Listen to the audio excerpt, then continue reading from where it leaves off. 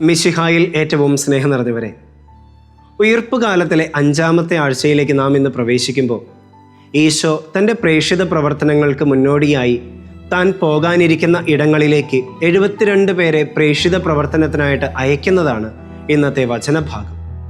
ക്രിസ്തുവിന് വഴിയൊരുക്കാനായി സ്നാപകൻ വന്നതുപോലെ തൻ്റെ ദൗത്യ നിർവഹണത്തിന് വഴിയൊരുക്കാൻ 72 പേരെ ഈശോ അയക്കുകയാണ്. വചനത്തിലേക്ക് കടന്നു വരുമ്പോൾ വിളവിൻ്റെ ആധിക്യവും വേലക്കാരുടെ കുറവും പ്രേക്ഷിത പ്രവർത്തന യാത്രകളിൽ കൂടെ കൂട്ടേണ്ടതും പ്രാവർത്തികമാക്കേണ്ടതുമായ ചില നിർദ്ദേശങ്ങളാണ് സുവിശേഷത്തിൽ നാം കാണുക. ഇന്നത്തെ എല്ലാ വായനകളും എടുത്ത് പരിശോധിച്ചാൽ ദൈവഹിതത്താൽ അയക്കപ്പെടുന്ന വ്യക്തികളെ നാം കണ്ടുമുട്ടുകയാണ്. പുറപ്പാടിൻ്റെ പുസ്തകത്തിൽ ദൈവത്താൽ തിരഞ്ഞെടുക്കപ്പെട്ട് മോശയ്ക്ക് സഹായകനായിട്ട് എത്തുന്ന അഹറോനെയും, തോബിത്തിൻ്റെ പുസ്തകത്തിൽ തോബിയാസിൻ്റെ സഹയാത്രികനായിട്ട് എത്തുന്ന ദൈവദൂതനുമായ റഫായേലിനെയുമാണ് പഴയ നിയമ വായനകളിൽ നാം കാണുക. നടപടി പുസ്തകത്തിൽ പ്രേക്ഷിത പ്രവർത്തനത്തിനായി സെലൂക്യായിലേക്ക് കപ്പൽ കയറുന്ന ബർണബാസിനെയും പൗലോസിനെയും നമ്മൾ അവിടെ കണ്ടുമുട്ടുന്നു. ഇവരുടെ ജീവിതങ്ങളെല്ലാം എടുത്തു നോക്കിയാൽ ദൈവഹിതത്തിനായിട്ട് സ്വന്തം ജീവിതം തന്നെ മാറ്റിവെച്ചവരായിരുന്നു എന്ന് കണ്ടെത്താനായിട്ട് കഴിയും.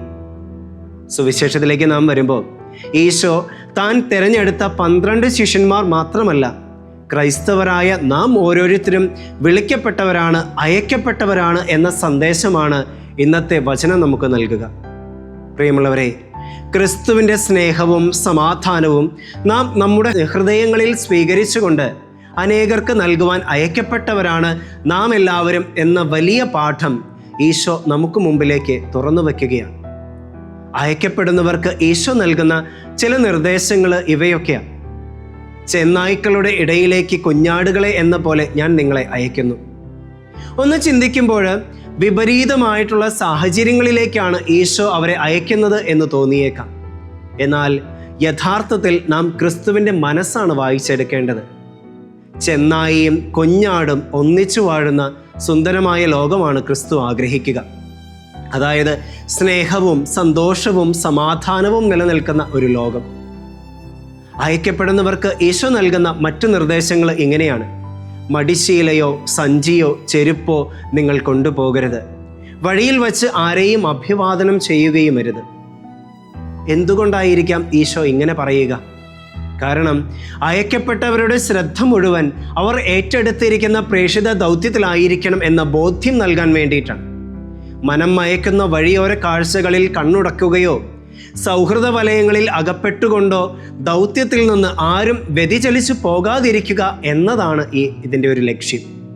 മാത്രവുമല്ല, നാം ഏത് മിഷൻ പ്രവർത്തനത്തിൽ ഏർപ്പെട്ടാലും അതെല്ലാം ക്രിസ്തു കേന്ദ്രീകൃതമായിരിക്കണം എന്നത് പ്രധാനപ്പെട്ട കാര്യം തന്നെയാണ്.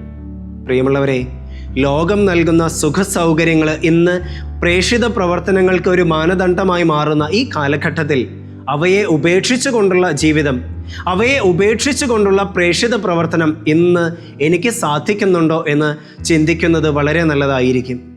നമ്മുടെ ജീവിതയാത്രകളിൽ ക്രിസ്തുവിനെ ചേർത്ത് പിടിക്കുവാനായിട്ട് എനിക്ക് സാധിക്കാറുണ്ടോ?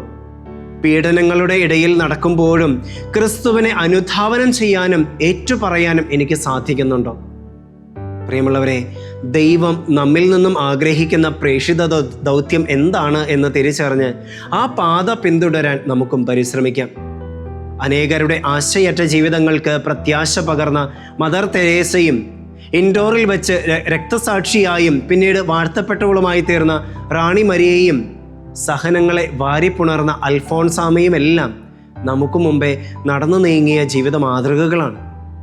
അതുകൊണ്ട് നാം ആയിരിക്കുന്ന അവസ്ഥയിൽ നമുക്ക് ചെയ്യാൻ കഴിയുന്ന കൊച്ചു കൊച്ചു നന്മകൾ ജീവിതത്തിലെ പ്രേക്ഷിത പ്രവർത്തനങ്ങളാക്കി നമുക്ക് മാറ്റാം. നമ്മുടെ ജീവിതങ്ങൾ വഴി ക്രിസ്തുവിനെ ലോകത്തിന് സമ്മാനിക്കാനായിട്ട് നമുക്കും സാധിക്കട്ടെ. ആമേൻ.